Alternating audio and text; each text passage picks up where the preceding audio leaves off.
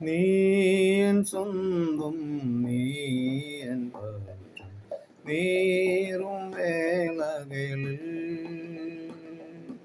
ആഴിൻ നാളങ്ങളിൽ ആനന്ദം നീ എനിക്ക്. ചൂരച്ചെടിയിൻ കീഴിലും നിൻ സാന്നിധ്യം അരുളും നാഥനേ, നീ എൻ സ്വന്തം, നീ എൻ പറ്റം, നീറും വേളകളിൽ ചൂടേറിയ മറുയാത്രയിൽ ദാഹത്താലെന്നാവു വരളുമ്പോ ആകാരിൻ പൈതലിൻ കരച്ചിൽ കേട്ടവനാത്മദാഹം തീർത്തിടും. ചൂടേറിയ മറുയാത്രയിൽ ദാഹത്താലെന്നാവു വരളുമ്പോ ആകാരിൻ പൈതലിൻ കരച്ചിൽ കേട്ടവനാത്മദാഹം തീർത്തിടും.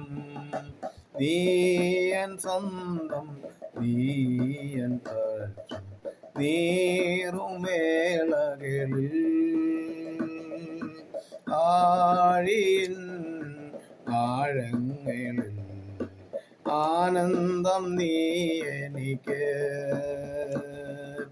ചൂരച്ചെടിയിൻ കീഴിലും നിൻ സാന്നിധ്യമരുളും നാഥനേ, നീ എൻ സ്വന്തം, നീ എൻ പക്ഷം, നീറും വേളകളിൽ.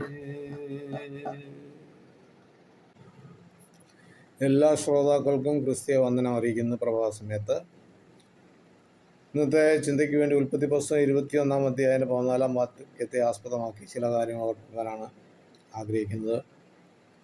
മനുഷ്യജീവിതത്തിലെ ഏറ്റവും വേദന ഉളവാകുന്ന സന്ദർഭമാണ് സമൂഹം നമ്മെ ഒറ്റപ്പെടുത്തുമ്പോൾ ഉണ്ടാകുന്ന വേദന. അതോടൊപ്പം നിന്ദകളും പരിഹാസങ്ങളും ഉണ്ടാകും. ഒരു വിഷയത്തിൻ്റെ പൊരുൾ തിരിച്ചറിയാതെ ആയിരിക്കും സമൂഹത്തിൽ നിന്ന് പ്രതികരിക്കുന്നത്. ഉദാഹരണമായി പൗലോസ് കപ്പൽ ഛേദത്തിൽ നിന്ന് രക്ഷപ്പെട്ട് മെലിത്താ ദ്വീപിൽ ചെന്നപ്പോൾ ബർബരന്മാർ പൗലോസിനോട് കൂടെ ഉണ്ടായിരുന്നവർക്കും അസാധാരണമായ ദയ കാണിച്ച് സ്വീകരിച്ചു. ശീതകാലമായതിനാൽ അവർ വിറവ് ഇറക്കി തീയിട്ട് കുളിർ മാറുവാൻ വേണ്ടി ക്രമീകരണം ചെയ്ത കൂട്ടത്തിൽ ഒരു അണലി ചൂട് നിമിത്തം വിറകിനടിയിൽ നിന്ന് പുറപ്പെട്ട് പൗലോസിൻ്റെ കൈക്ക് പറ്റി. ആ ജന്തു പൗലോസിൻ്റെ കൈമേൽ തൂങ്ങി കണ്ടപ്പോൾ ഈ മനുഷ്യൻ ഒരു കൊലപാതകനാണ്, സംശയമില്ല. കാരണം കടലിൽ നിന്ന് രക്ഷപ്പെട്ടിട്ടും നീതിദേവി അവനെ ജീവിച്ചിരിപ്പാൻ സമ്മതിക്കുന്നില്ല. പൗലോസ് ആ ജന്തുവിനെ തീയിൽ കുടഞ്ഞു കളഞ്ഞു. ദോഷമൊന്നും പറ്റിയില്ല. പൗലോസ് വീർക്കുകയോ ചത്തു വീഴുകയോ ചെയ്യുമെന്ന് ബർബരന്മാർ കാത്തു നിന്നു. എങ്കിലും ഒന്നും ഭവിക്കുന്നില്ല എന്ന് കണ്ടപ്പോൾ അവർ മനസ്സ് മാറ്റി പറയുകയാണ്, ഇവനൊരു ദേവനെന്ന്. ഇതാണ് നമ്മുടെ സമൂഹങ്ങളിൽ സംഭവിക്കുന്നത്. കാര്യങ്ങളുടെ സത്യാവസ്ഥ മനസ്സിലാക്കാതെ എന്തും വിളിച്ചു പറയുവാനും ഒറ്റപ്പെടുത്തുവാനും പരിഹസിക്കുവാനും നിന്ദിച്ച് പുറന്തള്ളുവാനുമാണ് ആദ്യം ശ്രമിക്കുന്നത്. ഇതുപോലുള്ള ഒരു സംഭവമായിരുന്നു സാരഫത്തിലെ വിധവയുടെ ഭവനത്തിലും ഏലിയാവിന് സംഭവിച്ചത്. ഏലിയാവിൻ്റെ രംഗപ്രവേശനം മൂലം പട്ടിണി മാറിയപ്പോഴാണ് വിധവയുടെ മകന് ദീനമാകുന്നതും മരിക്കുന്നതും. ഏലിയാവിനോട് സ്ത്രീ ആദ്യം പറഞ്ഞത്, നീ എൻ്റെ മകനെ കൊല്ലേണ്ടതിനോ എൻ്റെ അടുക്കൽ വന്നതെന്ന്.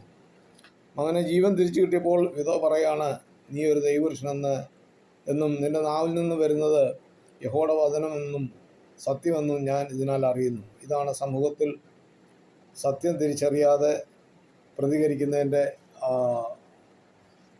പ്രതികരിക്കുന്ന മൂലം ഉണ്ടാകുന്ന വിഷയങ്ങൾ. ഇനി വിഷയത്തിലേക്ക് വരട്ടെ. അബ്രഹാമിൻ്റെ ഭവനത്തിൽ സാറയുടെ ദാസിയായിരുന്ന ഹാഗാറിനെ സാറ തന്നെയായിരുന്നു അബ്രഹാമിനെ ഏൽപ്പിച്ചു.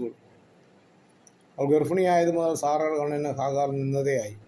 എന്നിട്ടും അബ്രഹാമിനോട് സാറ പറയാണ്, നീ എനിക്ക് ഭവിച്ച ഈ അന്യായത്തിന് നീയാണ് ഉത്തരവാദിയെന്ന്. സാറ ആണ് ഈ കാര്യങ്ങളെല്ലാം ചെയ്യുവാൻ ആലോചന പറഞ്ഞു കൂട്ടുനിന്നത്. ഇപ്പോൾ അബ്രഹാമിനെയും ഹാഗാറിനെയും പഴിചാരിയാണ്.